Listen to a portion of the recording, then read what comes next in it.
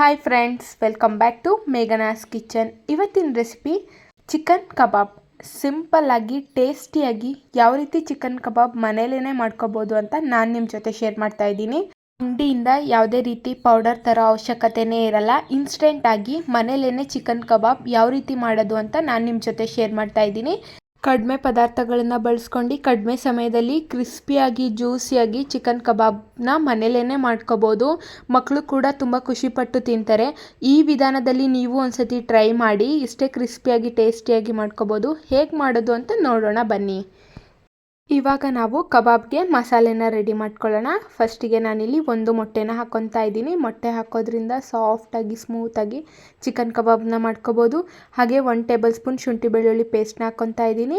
1 table spoon pepper ಪೌಡರ್ನ ಹಾಕ್ಕೊತಾ ಇದ್ದೀನಿ. ಹಾಗೆ ನಾನಿಲ್ಲಿ ವಿಡಿಯೋ ಕ್ಲಿಪ್ಪಿಂಗ್ ಮಿಸ್ ಆಗಿದೆ, ಗರಂ ಮಸಾಲ ಮತ್ತು ಚಿಲ್ಲಿ ಪೌಡರ್ನ ಹಾಕ್ಕೊಂಡಿದ್ದೀನಿ.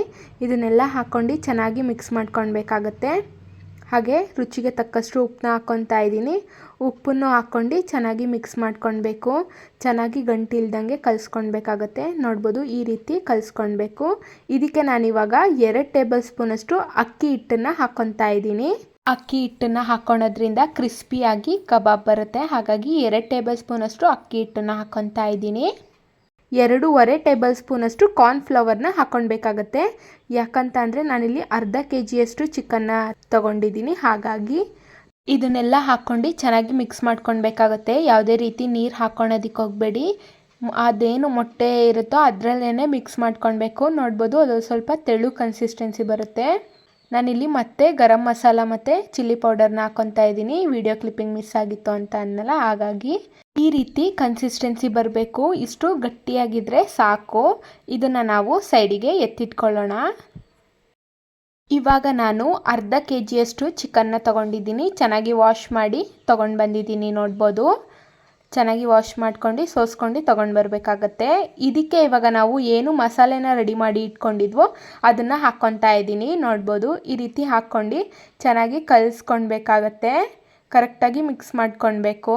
ಮಸಾಲೆ ಎಲ್ಲ ಕರೆಕ್ಟಾಗಿ ಚಿಕನ್ಗೆ ಹತ್ತಬೇಕು. ಆ ರೀತಿ ಮಿಕ್ಸ್ ಮಾಡ್ಕೊಳ್ಬೇಕು. ಚೆನ್ನಾಗಿ ಮಿಕ್ಸ್ ಮಾಡ್ಕೊಳ್ಬೇಕು. ಮಸಾಲೆ ಎಲ್ಲ ಚಿಕನ್ಗೆ ಕರೆಕ್ಟಾಗಿ ಹತ್ತಬೇಕು. ಹಾಗೆ ಹತ್ತಿದ್ರೇ ಕಬಾಬ್ ಸೂಪರಾಗಿ ಬರುತ್ತೆ. ಹಾಗಾಗಿ ಸರಿಯಾಗಿ ಕಲಿಸ್ಕೊಳ್ಬೇಕಾಗತ್ತೆ. ನಿಮ್ಗೆ ಏನಾದರೂ ಸ್ವಲ್ಪ ತೆಳುಗೆ ಅನಿಸ್ತಾ ಇದ್ದರೆ 1-2 ಸ್ಪೂನ್ ಕಾರ್ನ್ಫ್ಲವರ್ ಹಾಕ್ಕೊಂಡು ಕಲಿಸ್ಕೊಳ್ಳಿ. ಇವಾಗ ನಾನು ಲಿಂಬೆ ಹಣ್ಣಿನ ರಸನ ಹಾಕ್ಕೊತಾ ಇದ್ದೀನಿ. 1 ಸ್ಪೂನಷ್ಟು. ನಿಮ್ಗೆ ಏನಾದರೂ ಲಿಂಬೆ ಹಣ್ಣಿನ ರಸ ಇಲ್ಲ ಅಂತಂದರೆ ವೆನೆಗರ್ನ ಹಾಕ್ಕೊಳ್ಬೋದು. ಇದನ್ನೆಲ್ಲ ಹಾಕ್ಕೊಂಡು ಚೆನ್ನಾಗಿ ಮಿಕ್ಸ್ ಮಾಡ್ಕೊಳ್ಬೇಕಾಗತ್ತೆ. ಇದು 1 ಅವರ್ ನೆನೆಯೋದಕ್ಕೆ ಬಿಡಬೇಕು.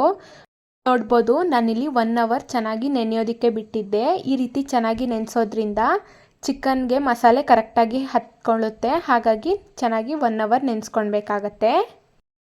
ಇವಾಗ ನಾವು ಕಬಾಬ್ನ ಕರ್ಕೊಳ್ಳೋಣ. ಎಣ್ಣೆ ಚೆನ್ನಾಗಿ ಬಿಸಿ ಮಾಡ್ಕೊಳ್ಬೇಕಾಗತ್ತೆ. ಒಂದೊಂದೇ ಚಿಕನ್ ಪೀಸ್ನ ಬಿಟ್ಕೊತಾ ಹೋಗಬೇಕು. ನೋಡ್ಬೋದು, ಈ ರೀತಿ ಮಧ್ಯ ಮಧ್ಯ ಹಾಕ್ಕೊಳ್ಬೇಕಾಗತ್ತೆ. ಇದನ್ನು ಚೆನ್ನಾಗಿ ಬೇಯಿಸ್ಕೊಳ್ಬೇಕಾಗತ್ತೆ. ಒಂದು 20 ಮಿನಿಟ್ಸ್ ಅಂತೂ ಚೆನ್ನಾಗಿ ಬೇಯಿಸ್ಕೊಳ್ಬೇಕು. ಯಾಕಂತ ಅಂದರೆ ಚಿಕನ್ನು ಚೆನ್ನಾಗಿ ಎಣ್ಣೆಲೇ ಬೇಯಬೇಕು. ಹಾಗಾಗಿ ಚೆನ್ನಾಗಿ ಒಂದು ಸೈಡ್ ಬೇಯಿಸ್ಕೊಂಡಾದ್ಮೇಲೆ ಈ ರೀತಿ ತಿರುಗಿಸ್ಕೊಂಡ್ಬಿಟ್ಟು ಮತ್ತೆ ಬೇಯಿಸ್ಕೊಳ್ಬೇಕಾಗತ್ತೆ. ಚೆನ್ನಾಗಿ ಕಬಾಬ್ನ ಬೇಯಿಸ್ಕೊಳ್ಬೇಕಾಗತ್ತೆ. ಚಿಕನ್ನು ಬೇಗ ಬೇಯೋದಿಲ್ಲ. ಹಾಗಾಗಿ ಚೆನ್ನಾಗಿ 2 ಸೈಡೂ ಚೆನ್ನಾಗಿ ಬೇಯಿಸ್ಕೊಳ್ಬೇಕಾಗತ್ತೆ. 2 ಸೈಡೂ ಗೋಲ್ಡನ್ ಬ್ರೌನ್ ಬರಬೇಕು. ಅಲ್ಲಿ ತನಕ ಚೆನ್ನಾಗಿ ಬೇಯಿಸ್ಕೊಳ್ಬೇಕು. ನೋಡ್ಬೋದು, ಈ ರೀತಿ ಕಲರ್ ಚೇಂಜ್ ಆಗ್ತಾ ಹೋಗುತ್ತೆ.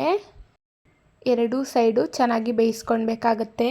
ನೋಡ್ಬೋದು, ಈ ರೀತಿ ಕಬಾಬ್ನ 2 ಸೈಡ್ ತಿರ್ಸ್ಕೊತಾ ಚೆನ್ನಾಗಿ ಗೋಲ್ಡನ್ ಕಲರ್ ಆಗೋ ತನಕ ಬೇಯಿಸ್ಕೊಳ್ಬೇಕಾಗತ್ತೆ. ನೋಡ್ಬೋದು, ಇಲ್ಲಿ ಗೋಲ್ಡನ್ ಕಲರ್ ಆಗ್ತಾ ಇದೆ. ಇನ್ನೂ ಒಂದು 5 ಮಿನಿಟ್ಸು ಬೇಯಿಸ್ಕೊಳ್ಬೇಕಾಗತ್ತೆ. ನೋಡ್ಬೋದು, ಈ ರೀತಿ ಆದರೆ ಸಾಕು.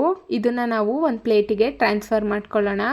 ನೋಡ್ಬೋದು ಎಷ್ಟು ಪರ್ಫೆಕ್ಟಾಗಿ ಕಬಾಬ್ ರೆಡಿಯಾಗಿದೆ ಅಂತ. ಕಲರು ಕೂಡ ಎಷ್ಟು ಸೂಪರಾಗಿ ಬಂದಿದೆ ಅಂತ. ನಾನು ಇಲ್ಲಿ ಯಾವುದೇ ರೀತಿ ಕಲರ್ ಹಾಕಿಲ್ಲ. ಈ ವಿಧಾನದಲ್ಲಿ ನೀವು ಒಂದ್ಸತಿ ಟ್ರೈ ಮಾಡಿದ್ದೆ ಆದರೆ ಇಷ್ಟೇ ಕ್ರಿಸ್ಪಿಯಾಗಿ ಇಷ್ಟೇ ಜ್ಯೂಸಿಯಾಗಿ ಕಬಾಬ್ನ ಮಾಡ್ಕೊಳ್ಬೋದು.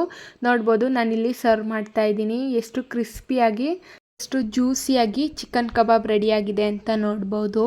ಯಾವುದೇ ರೀತಿ ಪೌಡರ್ನ ಬಳಸ್ತಿಲ್ದಂಗೆನೇ ಎಷ್ಟು ಕ್ರಿಸ್ಪಿಯಾಗಿ ಜ್ಯೂಸಿಯಾಗಿ ಮನೇಲಿರೋ ಪದಾರ್ಥಗಳನ್ನು ಬಳಸ್ಕೊಂಡ್ಬಿಟ್ಟು ಚಿಕನ್ ಕಬಾಬ್ ಮಾಡ್ಬೋದು ಅಂತ ನಾನು ನಿಮ್ಮ ಜೊತೆ ಶೇರ್ ಮಾಡಿದ್ದೀನಿ. ನೀವು ಇದೇ ವಿಧಾನದಲ್ಲಿ ಟ್ರೈ ಮಾಡಿದ್ದೆ ಆದರೆ ಇಷ್ಟೇ ಕ್ರಿಸ್ಪಿಯಾಗಿ ಇಷ್ಟೇ ಟೇಸ್ಟಿಯಾಗಿ ಮಾಡ್ಕೊಳ್ಬೋದು. ಕಡಿಮೆ ಸಮಯದಲ್ಲಿ ಮತ್ತು ಕಡಿಮೆ ಪದಾರ್ಥಗಳನ್ನು ಬಳಸ್ಕೊಂಡು ಈಸಿಯಾಗಿ ಮಾಡ್ಕೋಬೋದು. ಮಕ್ಕಳು ಕೂಡ ತುಂಬ ಖುಷಿಪಟ್ಟು ತಿಂತಾರೆ. ಮನೇಲಿ ಎಲ್ಲರಿಗೂ ಕಬಾಬ್ ಇಷ್ಟ ಆಗುತ್ತೆ.